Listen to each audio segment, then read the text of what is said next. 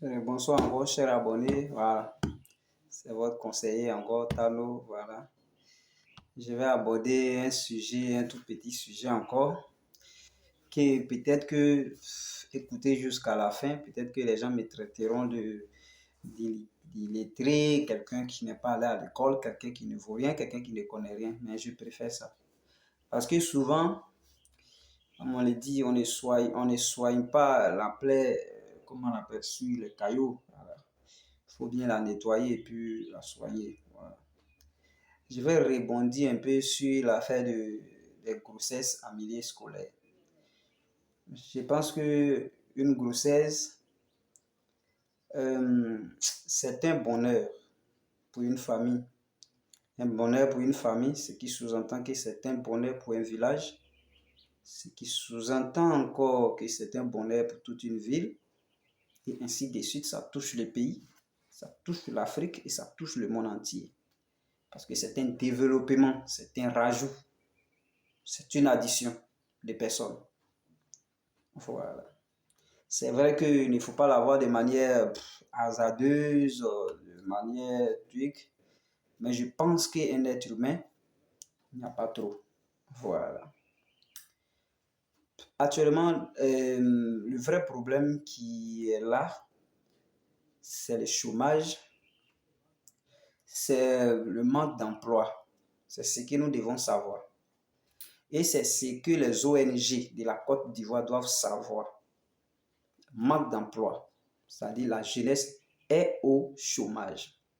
Souvent, ce chômage est dû à, comment on appelle, à notre manière de voir les choses, parce que d'autres veulent vraiment forcément être au bureau. D'autres, c'est une question de choix ou bien de décision, la plus des décisions qui a mélangé d'autres, qui fait que d'autres n'arrivent pas à avoir quelque chose. Par contre, il y en a qui cherchent tout, mais ils n'en trouvent pas. Ça, je suis conscient. Voilà. Donc, je pense qu'il y a des sujets sur lesquels les ONG doivent se baser pour faire la promotion de leurs organisations. Mais les sujets comme la grossesse en milieu scolaire et autres, où on parle jusqu'à aller diaboliser les trucs, comme si tomber enceinte, c'est de la méchanceté ou bien c'est un crime. Moi, ça ne me plaît pas. Moi, personnellement, moi, Tano, ça ne me plaît pas. Ça ne me plaît pas. Ça, c'est une mentalité qui est un peu tachée. Voilà. C'est une mentalité un peu noire que les gens utilisent. Je ne sais pas si c'est leur manière de mamailler, c'est leur manière peut-être d'avoir de l'argent chez l'État. Moi, je ne comprends pas. Mais quand ces gens des résultats sortent, ils en parlent partout. Les ONG ils en parlent partout. C'est là qu'ils vont décréter des personnes, aller dans les villages, aller sensibiliser. Mais lorsque nos docteurs, nos diplômés pleurent, ces ONG, on ne les voit pas. On ne voit pas ces personnes. Pourquoi? Décréter les gens aussi pour sensibiliser. C'est c'est la population, que c'est chez l'État. Allez-y sensibiliser parce que ça serait encore mieux. Vous avez diabolisé la chose, ça fait que nos petites soeurs, nos filles, elles se contentent à faire les avortements. Et elles meurent. À la suite de ça, elles meurent. Et ça, on est sensible. Ça, on ne parle pas de ça. On ne parle pas de ça.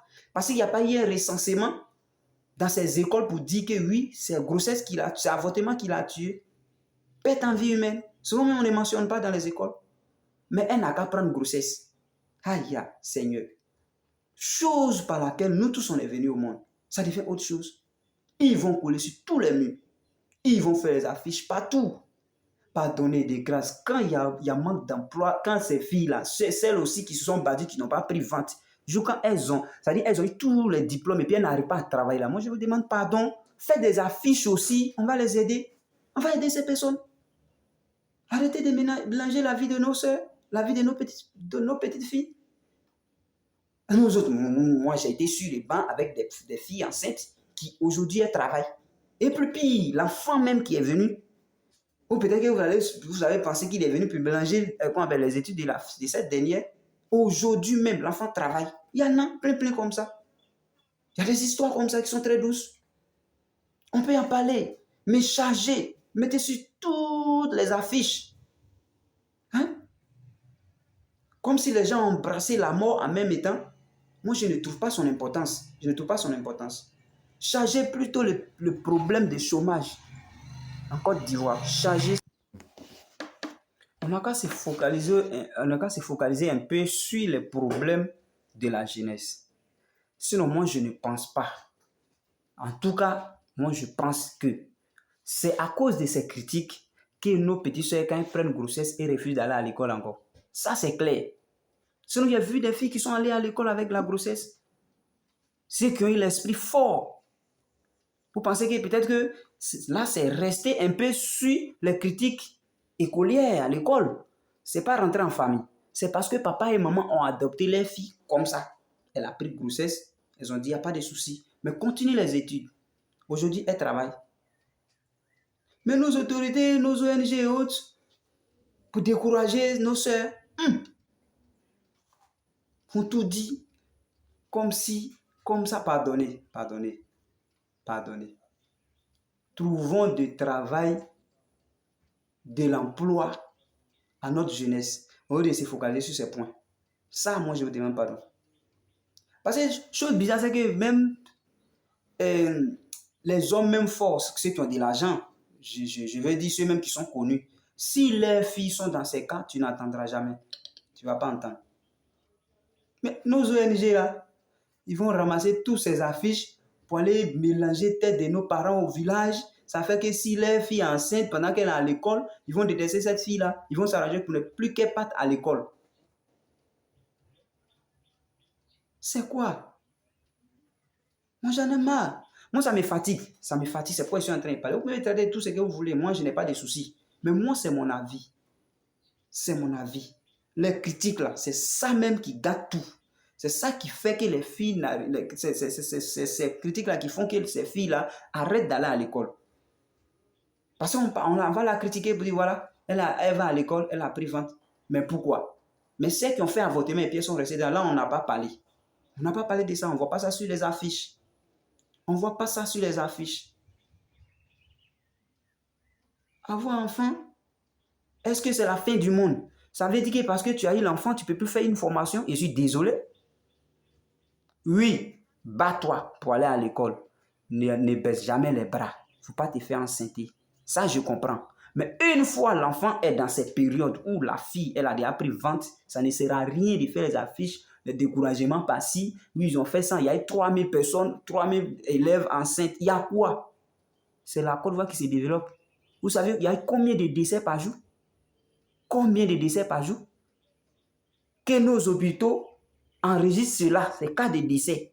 Et puis ils annoncent aussi, et puis les ONG vont faire la publicité, la promotion de ces décès pour voir si c'est mal de prendre vente actuellement ou bien c'est bon. Les ONG qui viennent même à peine de naître, juste pour se faire connaître, quand il y a un tel truc, déjà c'est fini, hein? Ils ont préparé tout. Pour appeler nos petits soeurs à aller faire avortement.